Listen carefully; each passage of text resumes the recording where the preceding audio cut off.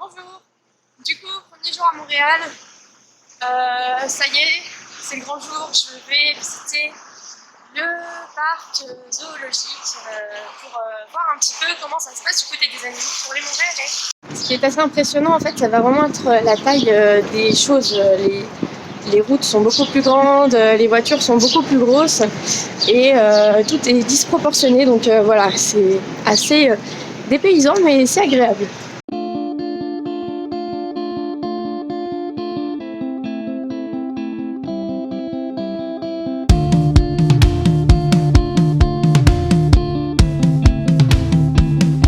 Ce qu'il faut savoir aussi, c'est que en France, au niveau de la carte Google Maps pour se déplacer, on va avoir vraiment des choses qui vont être à 350 mètres, assez faciles à atteindre à pied. Ici, pas du tout. Pour la même échelle de carte, on est sur des choses qui sont à facilement 1 km. Donc, il faut pas se tromper. Moi qui ai l'habitude de marcher beaucoup quand je suis en voyage, parce que voilà, les choses sont relativement proches les unes des autres. Ici, pas du tout. Donc là, je pars au plateau Mont-Royal avant de prendre mon train et c'est pas vraiment aussi proche que je le pensais.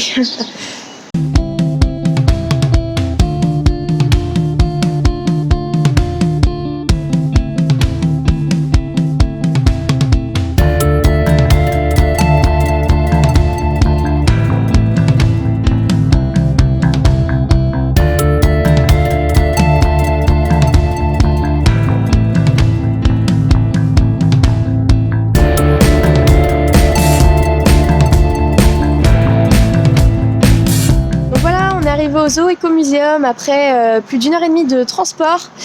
J'ai hâte, j'espère pas être déçue et j'espère vraiment voir les fameux caribous, les loutres, les ratons laveurs.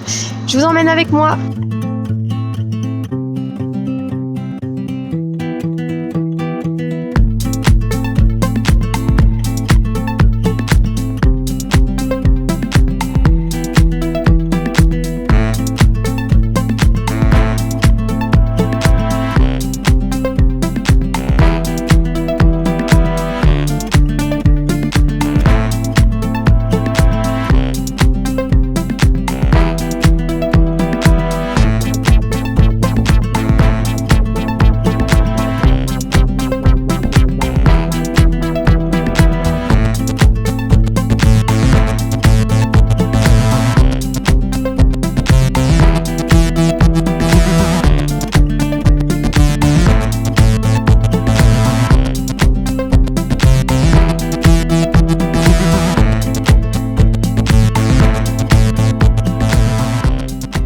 Là, vous voyez, je suis en plein cœur du marécage.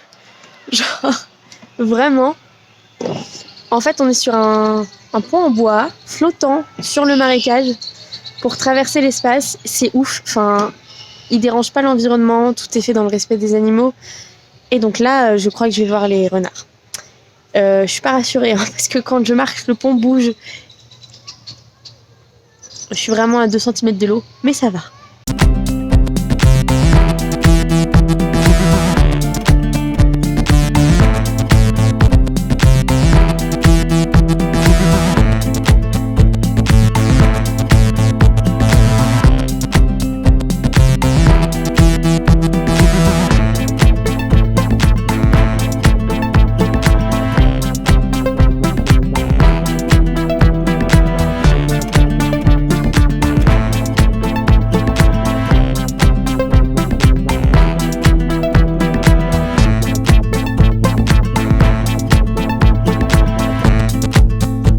Voilà, du coup, après la première journée à Montréal, il y a plusieurs choses qui se sont passées aujourd'hui. Il y a eu la visite du Zoo Écomuséum. Du coup, j'étais vraiment ravie de ce qu'ils ont pu proposer. C'était à la hauteur de mes attentes. C'était pas de la poudre aux yeux ou quoi que ce soit.